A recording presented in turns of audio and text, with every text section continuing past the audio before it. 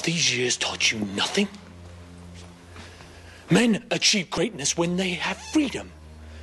Freedom to fail if necessary, but freedom.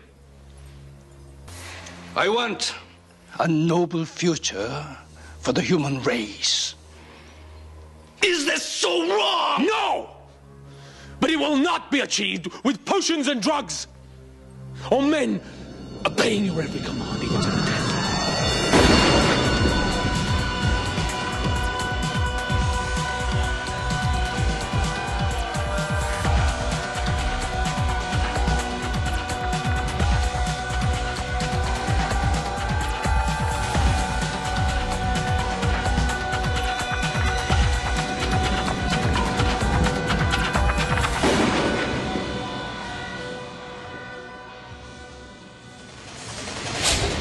Hi, I'm Keith. I'm Kyle. This is Eamon. And welcome to the Highlander Rewatched podcast, where we watch every episode of Highlander, the series, and talk about it. This is Season 1, Episode 3.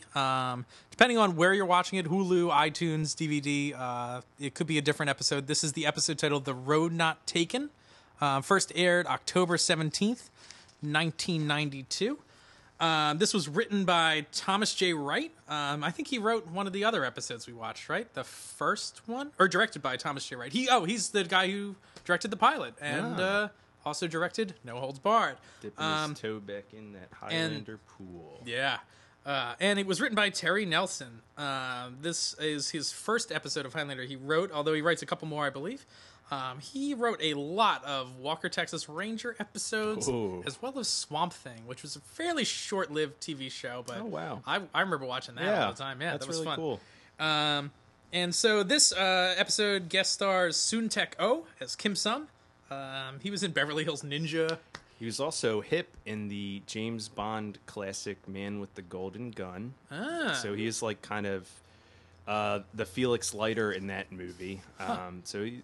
Pretty big guy there. Yeah. Highlander does not disappoint on the guest stars. No. I think they get a lot of pretty solid actors. They do. Yeah, and it's not uncommon that the best performance in the episode is the guest star. Absolutely. And so this episode description, just from IMDb, so we get a brief overview, is a friend of Richie dies suddenly after being captured during a diamond heist. The police believe it to be a drug overdose, but Richie insists his friends would never have done drugs. Duncan believes it to be the work of a potion developed by Kiem Sun, an immortal he once knew. Which, even that IMDb description sets the tone for this episode as just an anti-drug commercial. Yeah. Like, the whole thing is just like, my friend would never do drugs. You know how strong he was coming out of that neighborhood, never doing drugs? Yeah, he had a future. Yeah. He worked out. Because he didn't do drugs. Yep. Drugs are bad. So, this episode starts with a jewelry heist. Although it's not really clear where they are, I guess. It looks like they're in a waiting room of a doctor's office. It's like a tiny little room. It's like a closet with a window. Yeah, like there's no decoration. Is there even a sign to tell you where he's going? No, that would have been a big help if they just put, I think, some sort of sign that So I just guess said we should say Diamond Mart. A guy like a bicycle courier bikes up to this office building and he just walks to this office. He's bumping people. He's not watching where he's going, but he seems to be in some kind of trance or something. Dressed as a bicycle messenger. Yeah. So this man is very non-threatening. Yep. Oh, yeah. He has a ponytail. Oh, yeah. He looks a lot like Adrian Paul. Yeah, he does. I thought they looked very similar. When he gets to the diamond exchange, there's also this other Asian gentleman standing there. We don't know who he is. Yep. But when the bike messenger gets there, he spazzes out and hulks out, and he rips the plexiglass window out of the wall. It is awesome. And then this mysterious Asian guy in the suit is taking pictures of him and timing it, and I guess timing how long it takes the security guards to get there. That's when he stops it. Which also camera he's using. It's a little spy I forget the names of those. They had right? they had those film cartridges that went in. Yeah. They were a little plastic reel-to-reel thing that you didn't have to pull out the film and clip it in. I don't know. I remember having a camera when I was a kid like that. Which also, all I'm saying is if apparently this is a diamond store, they're gonna have security cameras. And, like, today, it wouldn't at all be suspicious for everyone around to, like, have their phone out taking pictures of this. But if this dude is in there with, like, this little spy cam, like, going taking all these pictures, like, you're bringing that guy in for questioning. At bare minimum, because you want the photos. Right. Sure. Or more likely, because you obviously were involved in this. Yeah. So this guy robs the store, and he takes, like, the store clerk hostage. Yep. And he goes outside, and there's police out there waiting. They're like, Freezer, you're dead. Like, Stop it or you're dead, mister. yeah. These are like the most aggressive cops. Yeah, they like, they thrust their guns out in front. Like, it's really dramatic. And so this bike messenger ends up fighting with one of the cops, and then has, like, another spaz out and just, like, collapses. And that's the end of the scene. Mm-hmm. That's about it. So then we find out Tess is leaving town because she has an art show in Paris. Because they need to get her out of this episode because I guess they had nothing for her to do in it. Yeah. And the dialogue when she leaves is amazing. Because Duncan keeps on mentioning that he's going to get out his, like, little black book. And, like, the whole thing, they're just, like, very casually joking about how Duncan's going to cheat on her. Yep. And it's like, how is she being so chill about this conversation? Because it also wasn't funny. He's basically joking about how he's going to cheat. Yeah. Right? It's like- And then to punctuate that scene, she gets in the cab and leaves. Duncan has been talking about cheating. Then Richie enters, leans on the side of the door, and looks longingly at Duncan. Yeah, he's just and I was staring like, at him. Wait, like, I was like, are they going to have an affair now? I couldn't read that scene Is his at name in the all. black book? Which may or may not be out of date. But he was looking at him so, like, Duncan could take him to the hospital to visit his, like, dead friend or Yeah. whatever. Well, he doesn't know he's dead at this point. Oh, Yeah, okay. so they cut to the hospital because Richie gets a call that his friend has been hurt or whatever. So they show up. Sergeant Powell, of course, is there because he's investigating and informs Richie, yes, it's your friend Gary. And Gary he from the calls- old neighborhood. He calls Richie Little Dickie Ryan. Little Dickie Ryan. I never forget a rap sheet. And so they argue about, I guess, if Gary was on drugs because he was like, he was flying on something. And then he was like, Sergeant Powell goes, the witnesses said he was like King Kong on Angel Dust. First, I don't believe for a second that that's an actual quote from a witness. Some witness said this. Yeah. Some Either way, scared that's woman. an amazing descriptor of what happened. It's the best. However, Duncan has a different take on what happened. They end up seeing the body, which to me seems like out of protocol. Like, Really it's like, weird. no way. Well, they're not in the morgue also. Like, they're in a hospital. Like, Yeah. Yeah, like for both the hospital and for the cops. You'd think that neither one would want them to go see this body. Duncan has this theory that, like, Gary has these bruises on his temple, so he thinks it's a cerebral hemorrhage or whatever, and it wasn't drugs either. here's a good line about that. Duncan says, "What are these bruises?" And then Sergeant Powell is like, "I don't know, but we'll see what the ME has to say. He's the doctor."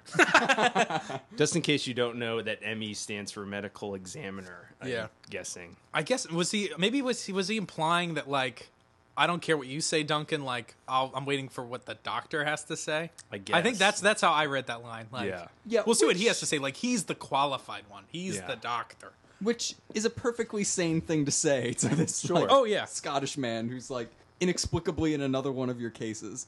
Then we get another flashback. So we're flashing back now to China, presumably, in 1780. Again, that's Or 1680, right? what's that? I thought it was 1680. Ooh, I have 1780 written down. Fans figured out. Right in. Yeah, let us know. I think I got my date from the Watcher Chronicles interactive CD-ROM. Could be wrong. I could have written it down wrong. I don't know. But it's a temple on holy ground. Also, there's a weird possibility it's not in China. Right, so the logo on his... That's not. I'm you only got going it. by the weird Watcher Chronicle I read, which said Kiem Sun built a temple in San Francisco Oh, right. on holy ground that he did experiments. So That's- it's possible that it was there. But again, Interesting. none of that is explained in the flashback. That's you would totally assume it's in China. Yeah. Also, in 16 whatever, it wouldn't be in San Francisco. Correct. Um, And 1780, it wouldn't really. No, Nope. no. Yeah. not even Well, like I that. mean, that temple is definitely not in America, but where that is never addressed. Right. Yeah, well, like, because he's wearing, I don't know correct me on my Asian symbology, but he's wearing like a red and blue yin yang symbol on his outfit for that entire flashback, which unless I'm wrong, that's like on the flag for South Korea. Oh. So when I saw it, I was like, oh, are they in Korea? Or maybe I just don't know things. Who knows? I don't know things. I have no idea. So anyway, Duncan has an interesting accent, right, Eamon? Mm-hmm. Yeah, it sounds like really current. And like, again, like he's friends with this guy. I have no idea why these two people are friends. Like, maybe it's because, well, let's get into that in a minute when we explain what's going on with this guy. So he's making a potion. Duncan is like, how are you doing? Have you finally fermented the Quanlo root?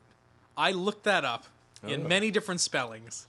And I also found maybe we'll say official spelling on the Highlander trading card game. Nice. Because it is a card that gives you power blocks and power blows.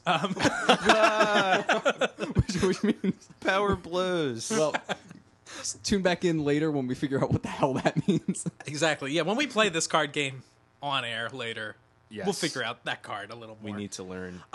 So he's fermented the Quanlo root. Oh, so I looked up this root thinking like, hey, maybe it is real. No, it's not real. There's no anything like that. All right.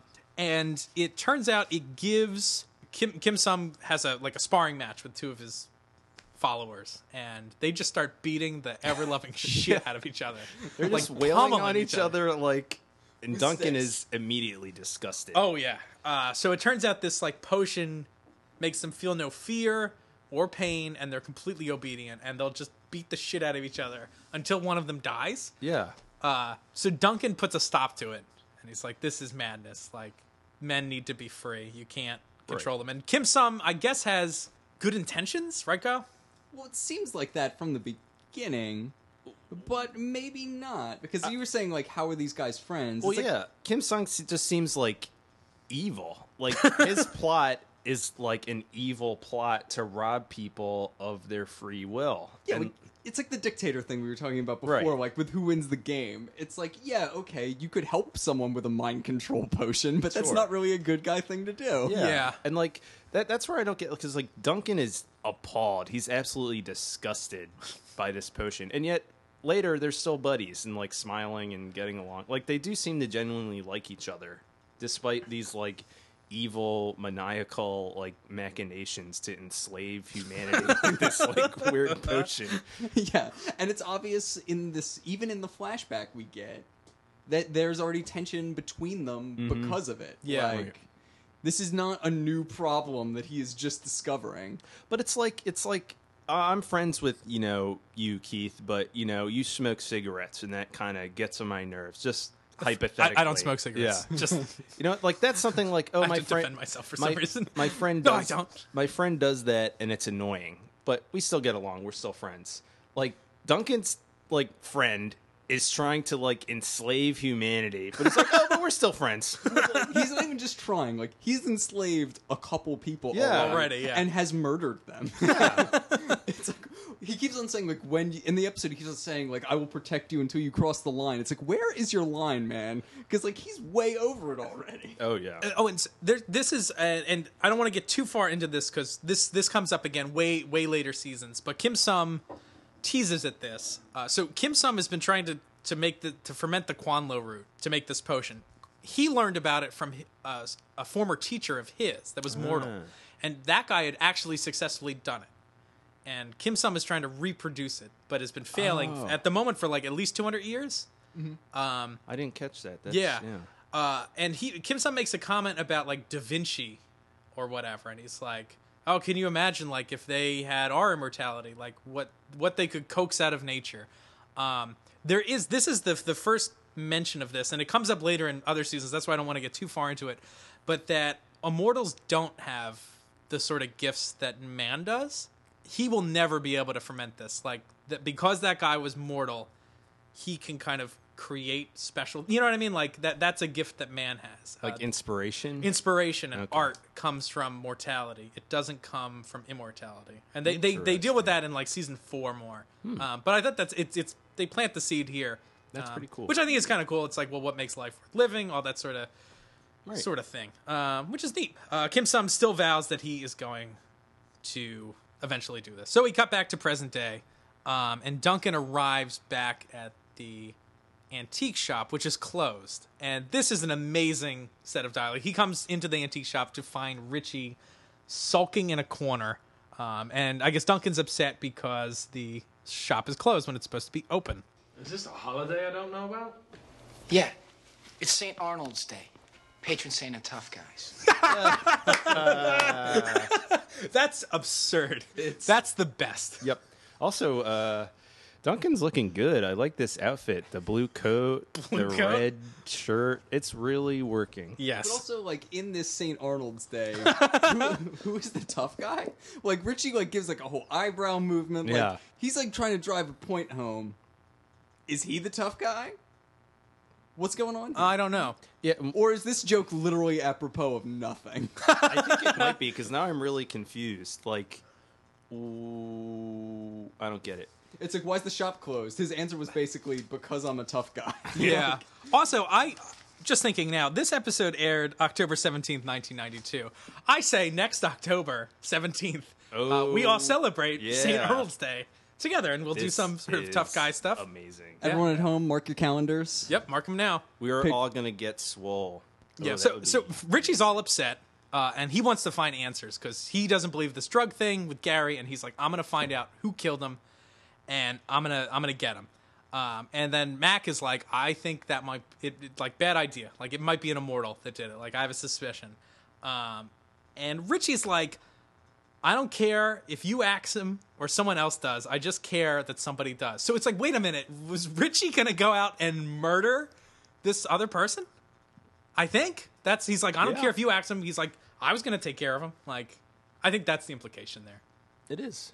Yeah, That's but it's weird. absurd. Yes, it's absurd. Because also, he goes out and tries, and spoiler alert, does not go well. No. New. Duncan goes and visits Kiem Sun, who I guess lives in Vancouver now. Right. Yeah. Oh, and also in this conversation, Mac mentions to Richie that he thinks it is Kiem Sun, and he's like, I met him in 1680 something. So I think that's where you got the date from. Oh, right. And Yeah. at that other, when the actual flashback was 100 years later. They've known each other, so it is 1780. 1680 was the first time they met. Gotcha. Who knows when. Also, that's just as an overarching comment on Highlander the series that they do a little bit more later. I really wish they revisited more Immortals, like in different, like that's a strong suit of this. It's like, hey, like they met in 1680. Like it'd be great to see another episode with Kiem Sun. You could see 10 more episodes with Kiem Sun. Like they have the whole gamut of like time to play with. And so I wish they kind of developed a lot of the older relationships, or even just had more flashback only episodes, which they do much later in the series. Like the whole episode is just a flashback. So yeah, Duncan says that Kiem Sun isn't really good or bad. He's on the spectrum, just like mortal man. But then, so he goes and visits him, Right. and this creates a problem for the whole holy ground theory. Because while they're there, they do in fact fight. They play they fight. they spar. But Kim's like, he's like, this is holy ground. You can't hurt me here anyway. So But yeah, like, you can fight, right. you just can't hurt each other. Seems to be the new stakes. Yeah. So if like Duncan slipped and his sword like hits Kiem Sun, would he bleed or what? Or would his hand stop? Like, But that's like a great question because like yeah, I don't know if I'd say it's a great question. No. I think this is. it's a great. This is hard hitting stuff. No, be We're dead getting serious. into Like, it. you're literally playing with swords. Like, Right. or is it surprising for someone to get injured when they're playing with razor sharp weapons? Like, they could severely injure each other, even unintentionally, Sure. even if they're sparring. Yeah. And then what if they were intentionally fighting? Like, we now know that they're at least able to intentionally try to strike each other. Right. So, like, Holy Ground can't stop that. That's true. All right. That's a good point. This is interesting. That is interesting. So the Asian guy that we saw at the beginning of the episode who was taking photos, I feel like it's a long time before they drop his name. But they talk about him, but they never say who he is. I don't know. Yeah. It's a little weird. So his name's Chu Lin. And we next see him in this biker bar. And he's trying to recruit, like, fat Dave Foley looking character to be part of a diamond heist, because he's like, we figured out how to do it, like, Right. you guys should do it. And I guess they were friends with Gary, and they're like, what did you do to Gary? And he's like, it's not part of my plan anymore. Yeah, so they're friends with Gary. They see this guy who, like, basically got Gary killed. He fights them, and then they agree to work for him. Yeah. Which, that entire fight is silly. Like, it starts very quickly. Mm-hmm. Like everyone in the show, he knows karate. Yeah. And then it seems like the like he knocks the one guy over. The second guy walks up to him in just the least threatening way ever. Like, he walks up to him like he's like, well, I'm just gonna go up to the bar, and it just gets laid out. So eventually we find out from Sergeant Powell that Gary didn't have any drugs. Duncan was right. And Richie is off on a mission to find out what happened to Gary. So we next see Richie interrogating a dude on the street. Richie is wearing an American flag. the American flag headband, and he's still wearing his classic green jacket, like motorcycle jacket. It's like green leather. Yeah. But what struck me about this scene that's great is, like, we see him interrogating this guy, like, oh, why don't you tell me? It's all like just nonsensical sort of meaningless dialogue. Like, tell me something. Like, come on, man, why are you being an asshole? Then Richie starts being like, hey, man, why are you being like this? Why don't you get out of my face? Get out of my face. And they cut to Richie. Richie is like an inch away from this guy's. Richie is so up in this guy's face and being super aggressive. And he's like, why don't you get out of my face, man? It's like, Richie, you're up in this guy's grill. So then the guy runs away. Like, this guy's just bolting from Richie. Richie chases him, and then the guy, like, punches Richie out and, like, knocks him down. And apparently mugs him. Oh, and mugs him, I We guess. find out later he also took his money. Which I guess at this point, like, if some guy chases you and forced you to punch him in the face, like, Why not? maybe take you get his money? wallet for your trouble. I don't know. So Richie meets an old friend in an alley there, because he's back in his old stomping grounds. Angie. Angie. She's Angie. a tough broad who is, like, just making it on her own in the city. Yeah, and she works at Whatever city it is. Yeah. She works at like a soup kitchen or like a homeless shelter. Yeah. And so they go to the homeless shelter, and the first thing Richie says when they go in there is, there's an awful lot of bread and bologna here for a homeless shelter. Really? Because I feel like that's exactly what a homeless shelter would probably have a lot of. Bread and bologna. That's right. It's really... I don't Yeah, he makes it sound like they're living high on the hog. Like with all this champagne bologna. and caviar. It's like, yeah, bread and bologna. Yeah, and also Richie's like kind of from the streets. Like, Yeah. I feel like he would be clued into like what this is all about, but apparently not. Nope. I don't think I'd ever use the term clued in to describe Richie in the show. Bread and bologna. So they talk for a while about like Richie's situation, and they talk more about like anti-drug stuff and Gary. And Richie, this I thought was really an odd bit. It's really nitpicky. Richie's like, oh, like I'm living at this like they've taken me under my their wing, and he's like, yeah, Tess owns this antique store, and I'm like, wait, Tess owns the antique store? Like that to me didn't make any sense. Like, shouldn't it be Duncan's antique store? Like she's an artist. It was. I thought it I was don't too. know. I mean, they never called it out before, but Yeah. again, in the original movie, Connor owns an antique store. I mean, it kind of makes sense. An immortal would like collect all these he has, things. like baubles and stuff from all. Like in the first episode, he gives her a necklace that like Napoleon had or something. I don't remember. But it's just very strange that it's like, oh, it's Tess's store? I don't know why that is. Maybe tax reasons, because Duncan's immortal. Oh Yeah. yeah. One thing. Tax lawyers out there figure out the immortal clause in the tax code. One thing Richie says about Duncan is that he's on the cutting edge of the antique world. What does that mean? Is it because he has a sword? But she knows about Chulin, right? She says that Gary got mixed up with Chulin at some point. Right, and then they have this absurd exchange, which I'm not sure who's being like more obtuse in it. Richie's like, "Oh, is he Chinese?" Which is like, Oh, yeah, this. which is like kind of a weird question. Yep. And her response is like way over the top. She's like, "No, from the Irish Chulins." Yeah. And Which it's I'm like, like- it's like, you know, there are other Asian people. Yeah. like, he's Also, not like there could be an Asian person or an Irish person who is also Asian. Like that's a possibility Yeah. that an Asian person was born in Ireland. But like her response is like, "No, you goddamn idiot!" Like, of course he's Chinese, as though Like, what? Because Kim Sung's Chinese? Like, he can only have another Chinese, like, protege? I guess. It's insensitive. Yeah, basically. So Duncan and Richie are both searching for answers, like, independently. So Duncan's mode of searching for answers Is driving around to Bryan Adams, looking in around Chinatown in Vancouver. Like, he doesn't ask anybody anything. He is driving aimlessly and then stumbles across a door that looks familiar. Like that, like, what was his plan? He has no plan. By dumb luck, he sees the door that he recognizes. And that's it. And so then he finds Chulin.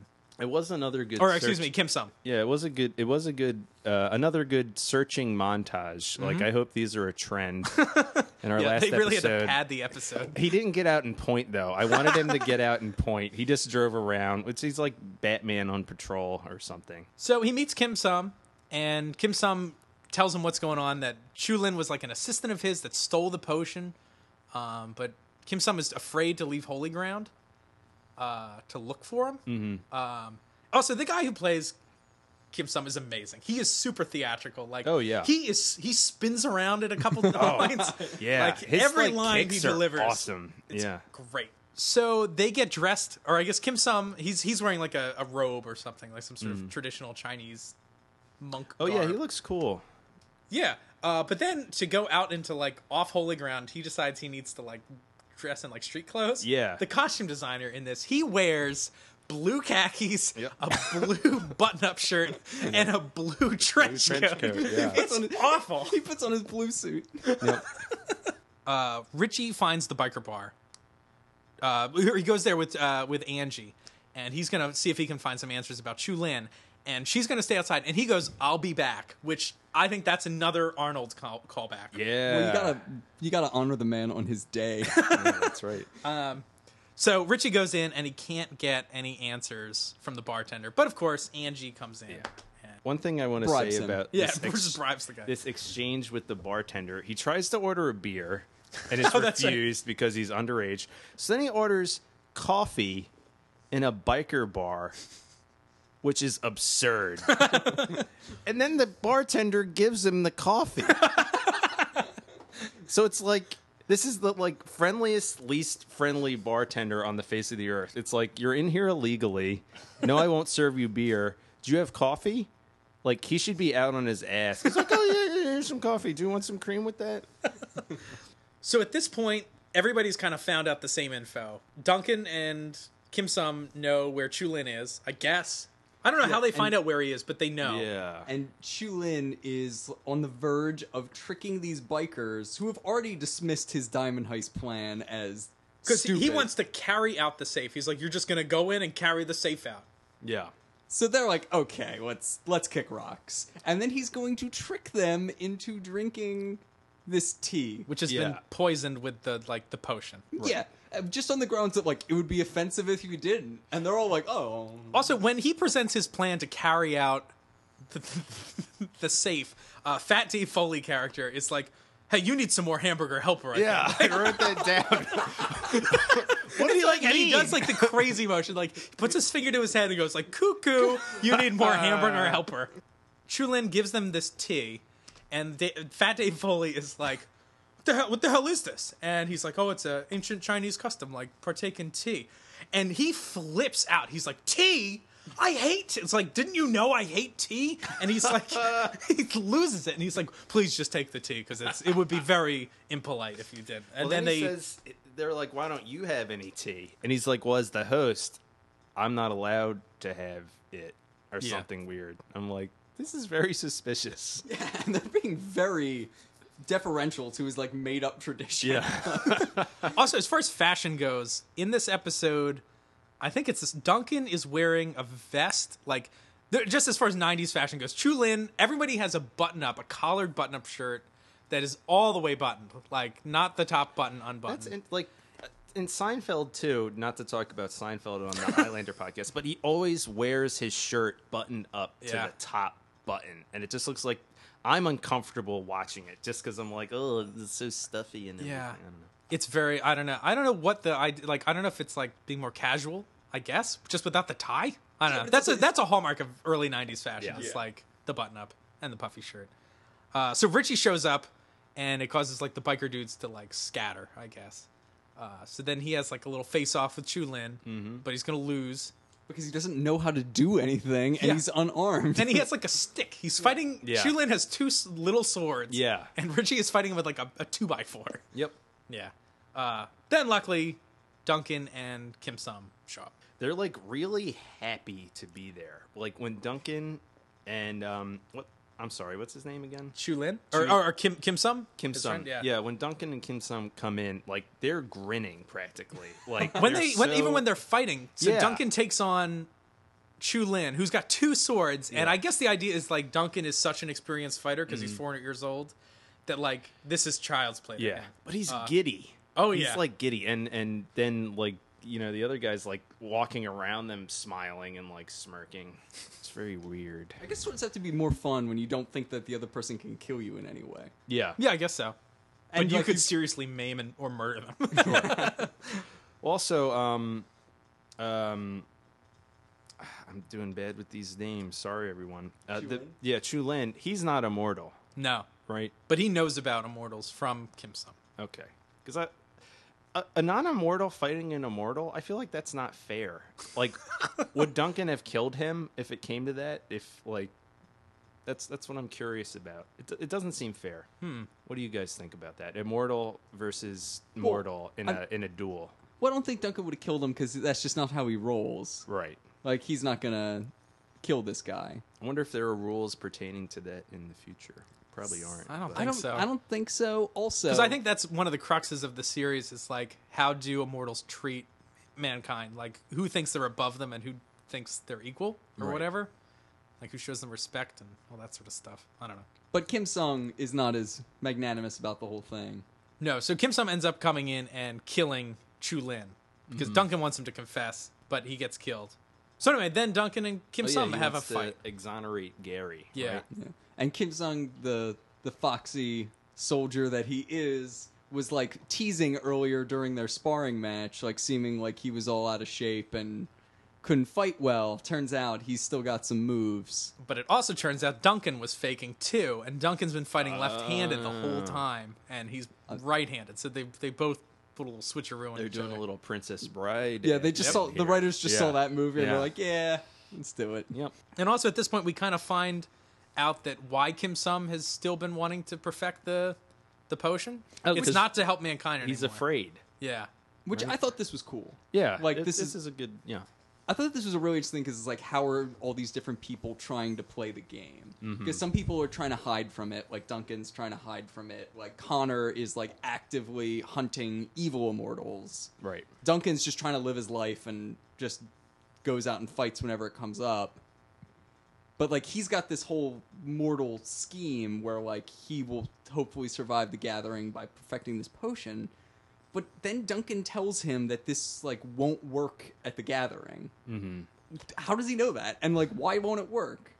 Yeah. Like he says like very clearly, like this will not save you at the gathering. Yeah. It's like, I don't know. If Well, you had an army of super strong, fearless mortal slaves, it might. I don't know. Like he wants the mind controlled mortals to fight the immortals and kill them.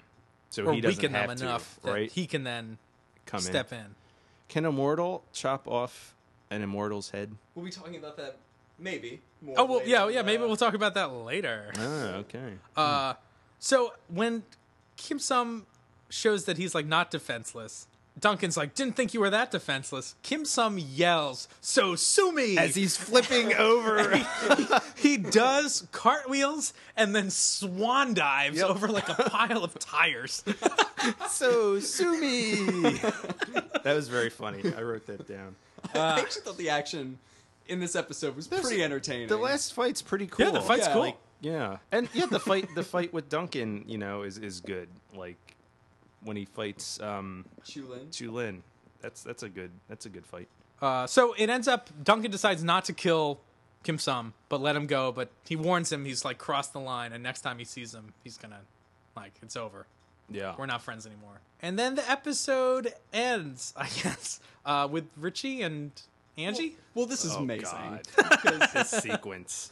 Angie finally gets to come back and see the antique shop, and he gives her the tour, and for some reason takes her in to Tess and Mac's bed. And closes the door. Oh, yeah. Which is so creepy. Yeah, it was extremely creepy. And she immediately catches on to. Like, she does not like this. Right away, she's like, no. But Richie goes in for it anyway. Yeah, so, like, but she seems, like, okay with, like, okay, Yeah. I'll smooch this Yeah. guy, but, like, let's dial it down. And then, of course, Duncan and Tess come in. Because she's returned from her art show that was like, what, a day long, I Yeah. guess? Like, In Paris. Yeah, I don't know how long we were supposed to think this was. I don't know either. Yeah, that's hard to track. I can't imagine more than like a couple days. Yeah. Or maybe this isn't even the same day anymore. Maybe he's just rekindled with his old boo, and they are going from there. And I think he says something like, oh, sorry to interrupt, but I was under the impression this was our bedroom. It's just like, I feel like when your, like, sort of adoptive son is about to try to do it in your bed, like, that's a line. Sure. May have crossed. Sure. Yeah. So they kick him out, and then Duncan and Tess just go right at it. Yep. Because Which is he's like a he's thread. like, how was the art show? I'll tell you later. And she's like, how was your time? And he's like, I'll tell you later. And then just like, bang. Yep. So one interesting thing. So that's the whole episode, I guess. One interesting thing that gets revealed. I think it gets mentioned in this episode, or maybe I found it in the Watcher Chronicles. It definitely comes up later. They do reveal the name of this city. Oh, they do. They do. It is called Seacouver. Seacouver? Yep. That sounds dirty. Awful. That is, Yeah. That's like a gross name. Seacouver. Yep. Oh my god. Is it, like, that sounds like something you contract. Yeah. Yep. Do we miss anything on this one? I thought it was a fun episode. Yeah, I enjoyed it. I will say this is really nerdy. Richie in his American flag headband looks like the character Keith Howard from Yu-Gi-Oh. And so we can Bandit put, Keith. That's right. we'll put a picture of that up on Yeah. Twitter and Facebook Yeah. so everyone can see It the needs to resemblance. be seen. Also, when Richie is looking at Gary, I think I sent you guys a picture of this. Like, Richie is staring at Gary in like the hospital bed, and Richie has two weird stares in this episode. Like, he's looking at Gary like in the creepiest, weirdest way, and then that thing with Duncan where I just couldn't read that at all. I Yeah. thought both of those were pretty amazing. Super awkward. Yeah, so I guess that about does it for this episode, unless anyone has anything else. I think this was the best episode so far in the Absolutely. run. Yeah. This I'd agree. feels I'd more agree. like what a Highlander episode is, Yeah. or could be. I mean, it had like a pretty strong moral core. The flashbacks, I think, good flashbacks. did an okay job. Another immortal, like Some- fighting. Yeah, good sword fighting in this episode. Yeah, and I think both Mac and Kiem Sun like deliver pretty solid performances Oh, in yeah, this definitely. episode. Cool. Yeah, this is a good one. Definitely watch this episode. So yeah, that was episode 3, The Road Not Taken. Thanks everybody for listening. Make sure you follow us on Twitter at The Rewatchers. And make sure to interact with us and send us your questions, comments, stuff you guys know about Highlander or want to add. You can email us at HighlanderRewatched@gmail.com. Make sure you rate us on iTunes and share us with your friends. And yeah, I guess that's about it. Oh, and make sure you follow The Art of Eamon on Instagram and Twitter. And what's the address? Eamon B. Doc on Instagram and Twitter, and I'll have some Highlander fun time art on there too. Awesome, cool. Well, this has been your Highlander Rewatchers for episode 3. Kyle, Eamon, and Keith. Thanks for joining us. See ya. Thanks, guys.